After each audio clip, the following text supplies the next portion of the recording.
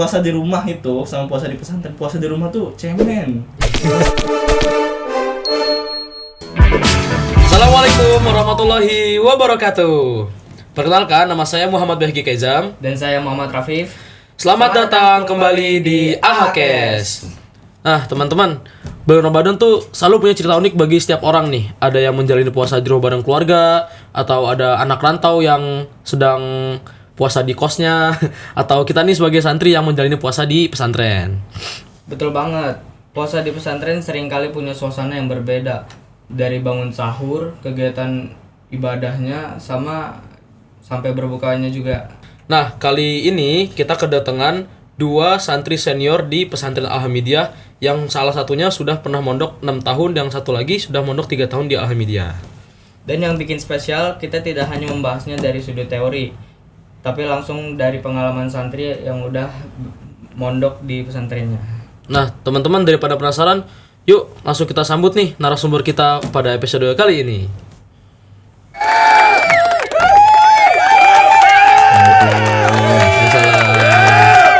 Kami ucapkan selamat datang pada Bang Udin sama Bang Fatih. Gimana kabarnya nih Bang? Alhamdulillah. Terus sekarang kalau boleh tahu kesibukannya apa aja nih? Kalau buat sekarang sih kita sebagai kelas 12 tuh sibuk ujian dan ujian ya. Oh gitu, ujian-ujian buat ke perguruan tinggi Bang ya? Iya betul. Oke, langsung aja nih Bang ya. Kita ada beberapa pertanyaan. Mungkin yang pertama, izin Bang Udin boleh jawab pertama. Menurut Bang Udin nih, sebagai seorang santri, bagaimana gambaran puasa di pesantren gitu? Terus bisa diceritain nggak rutinitas dari bangun sampai tidur lagi? Oke, jadi berpuasa sebagai seorang santri di pondok pesantren itu sangatlah unik dan berbeda gitu daripada puasa di tempat lain. Misalnya kita tuh di sini tuh lebih ibadahnya lebih ditekankan, kebersamaan lebih banyak. Jadi minta ceritain ya? Iya, minta ceritain. Oke.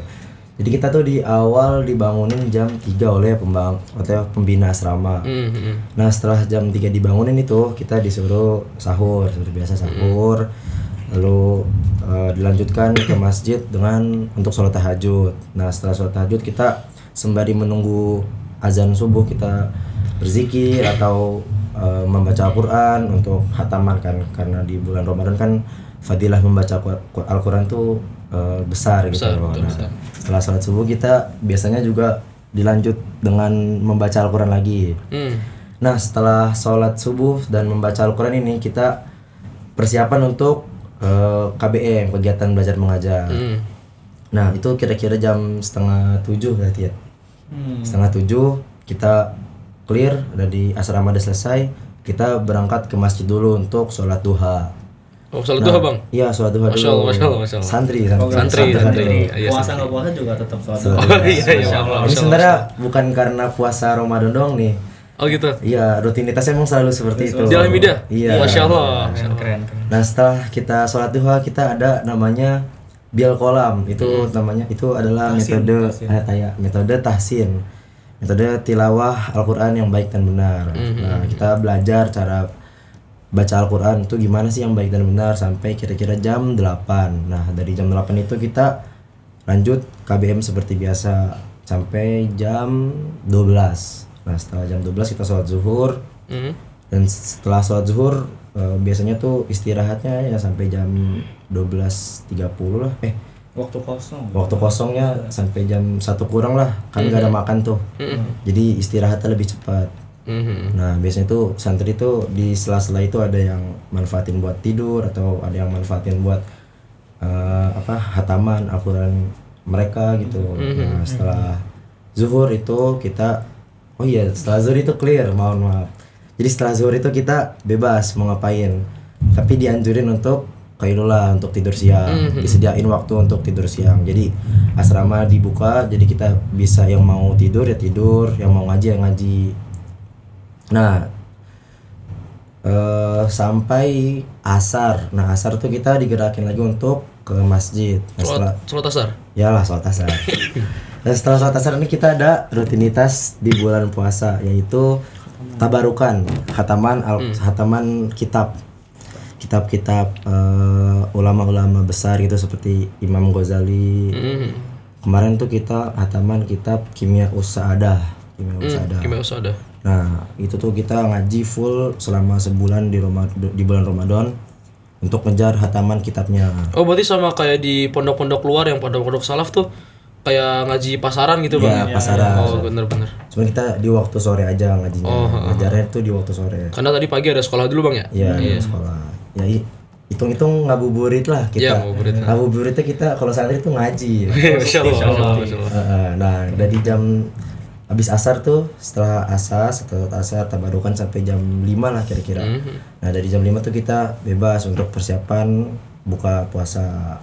Biasanya tuh di situ kita ngabuburit bareng teman-teman, jajan, beli makanan gitu, keliling-liling pesantren kan suasana Ramadan tuh beda gitu vibes kan kalau sore-sore tuh. Oh iya benar. Karena menjelang maghrib tuh rasanya seneng banget gitu kan. Bener. Nah setelah buka puasa kita bareng-bareng buka puasa bareng di dapur kita buka puasa, habis itu kita sholat maghrib.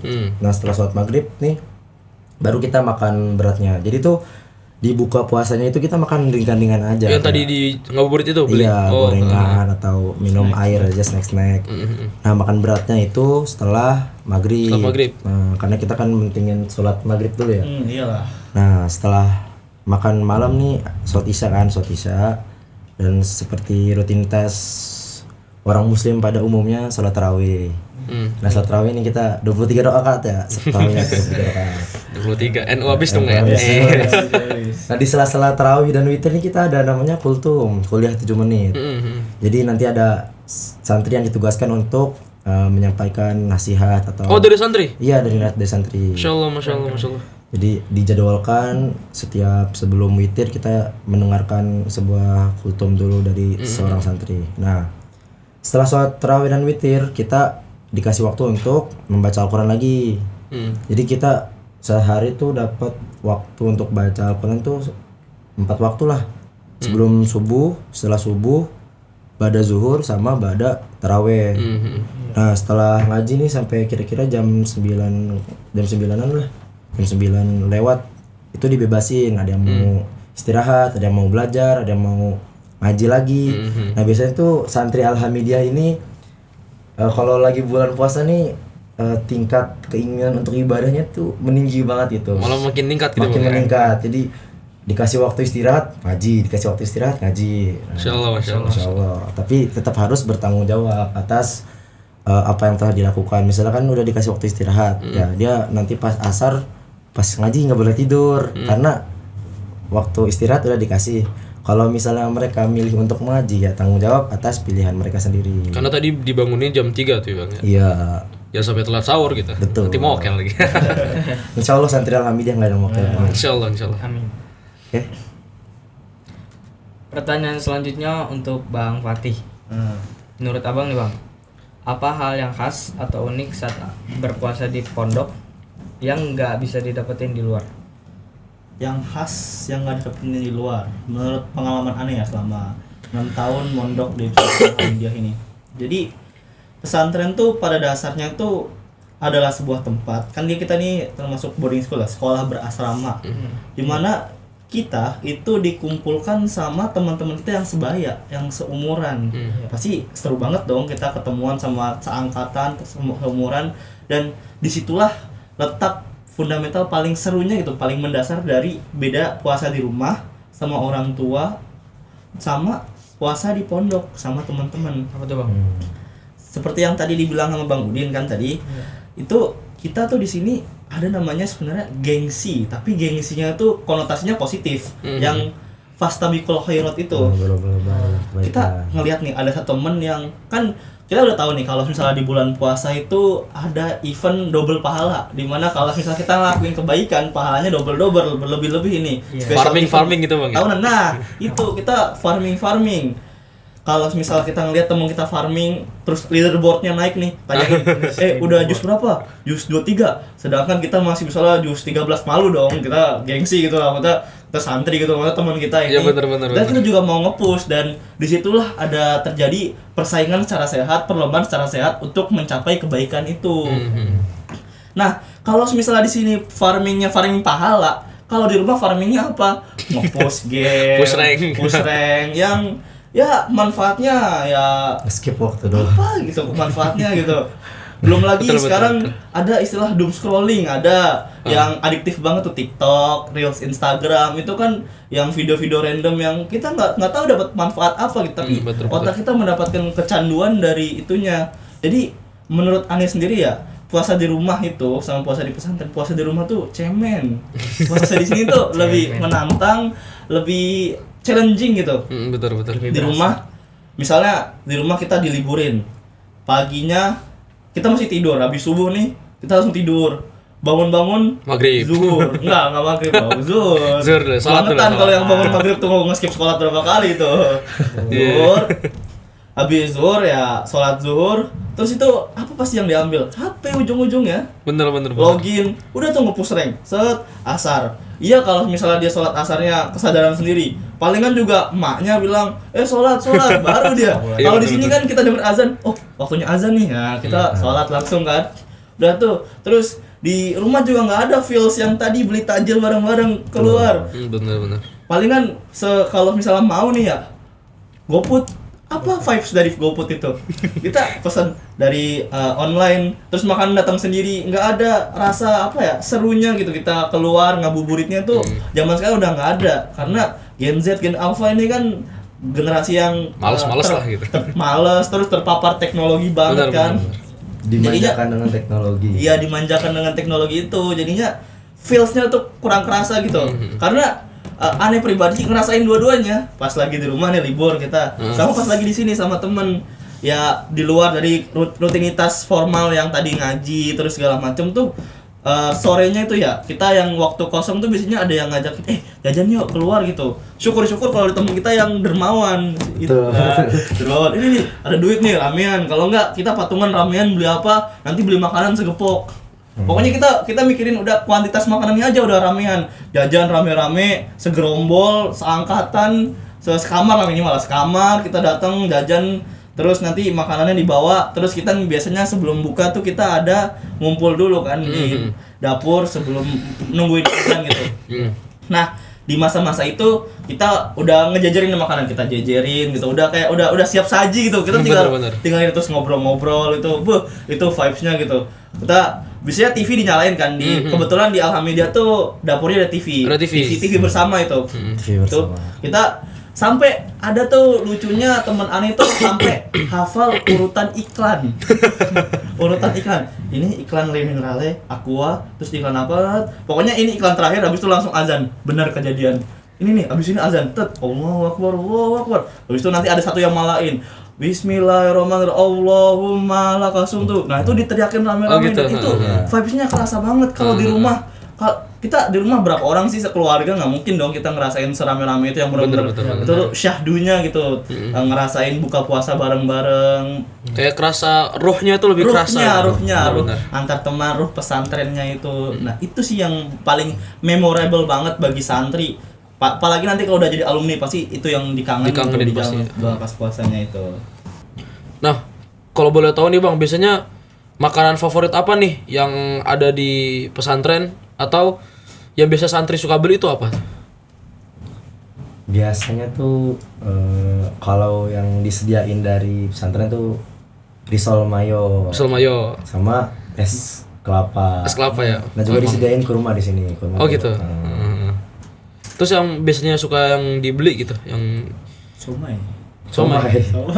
Somai Batagor gitu. Yang paling banyak dibeli ya sama santri waktu mau buka puasa gitu. Kalau bakso juga banyak sih sini. Gitu. Kadang mie goreng. Terus Bang Udin kalau boleh tahu nih, biasanya tuh lebih seneng ngaji Quran kalau kayak waktu Kailullah itu tadi, lebih seneng ngaji Quran atau ngaji kitab biasanya kalau Bang Udin? Kalau misalnya di waktu Qailullah tuh ya lebih seneng ngaji Quran sih, karena kan kita ada target untuk menghatamkan Al-Quran. Ya minimal lah semoga bisa dapat 2 gitu kan, 2 kali hatam.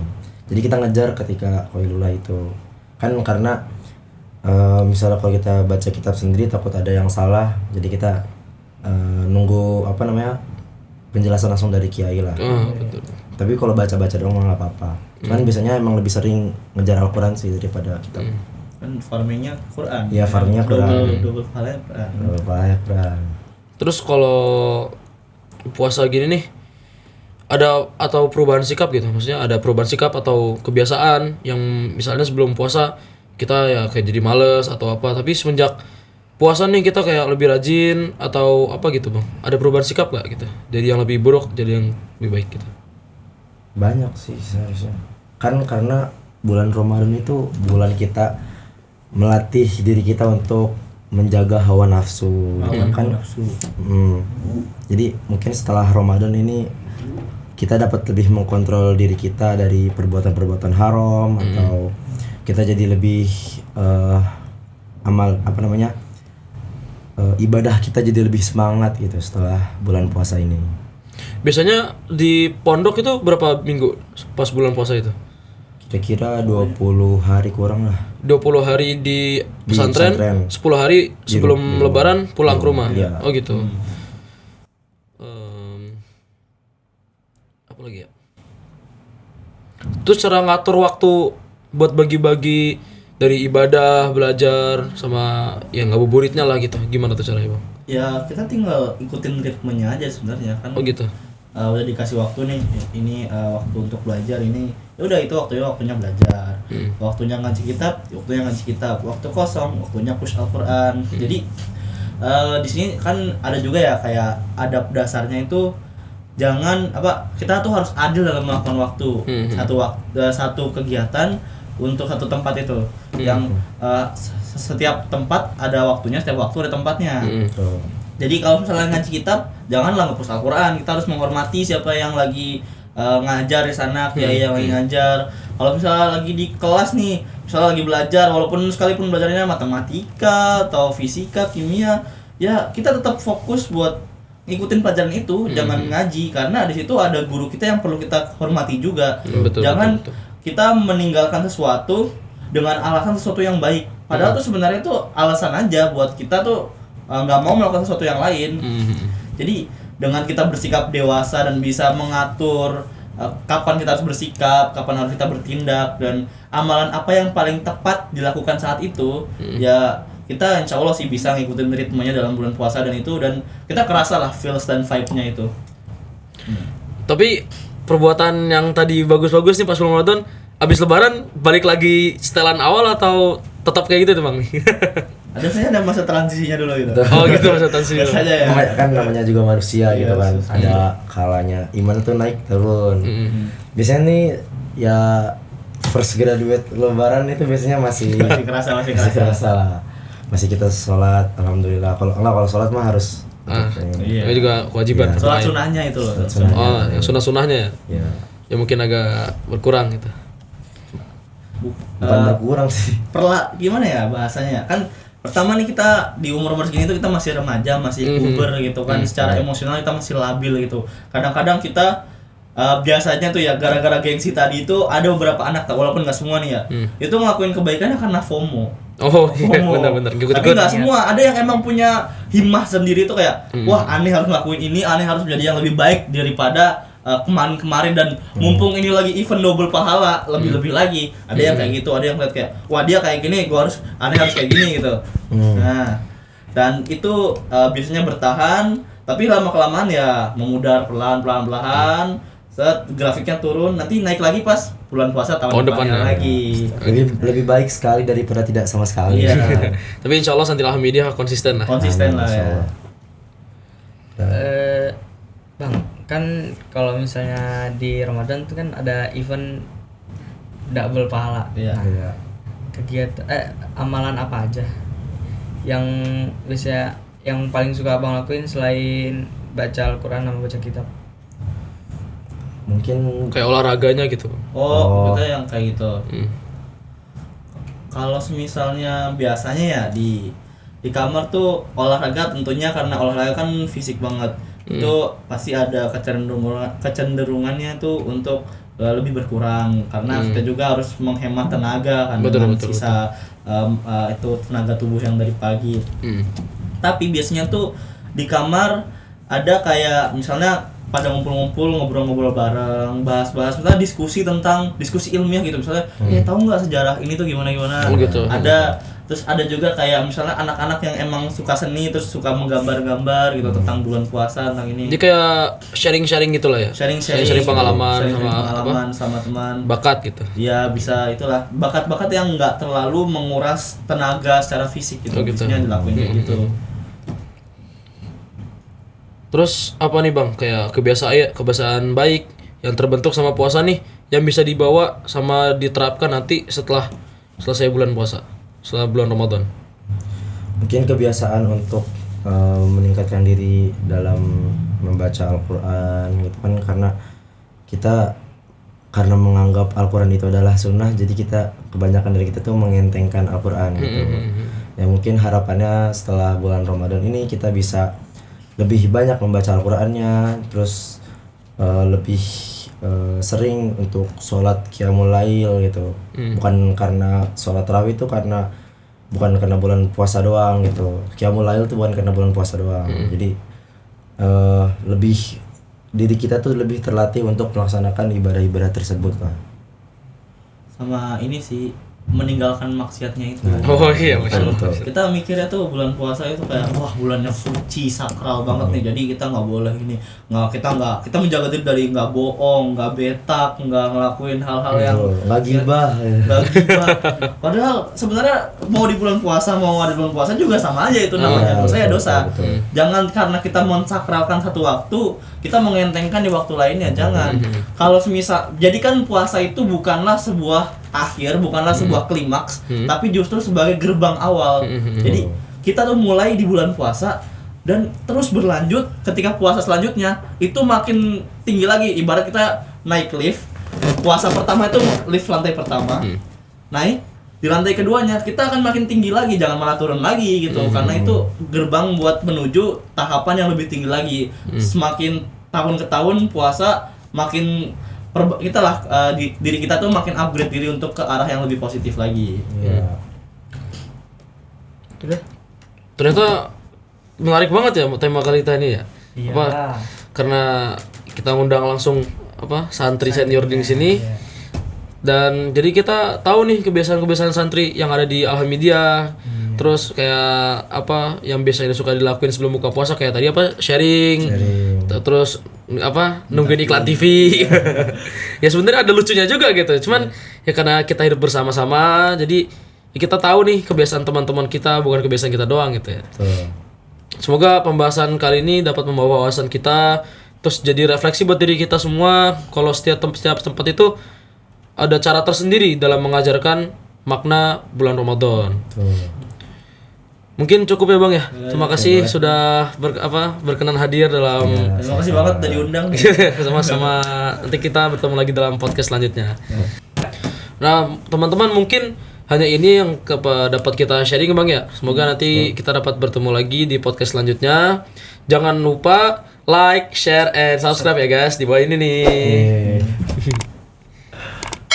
Kami tutup dengan membaca Allahumma fiq ala qometorik. Assalamualaikum warahmatullahi wabarakatuh.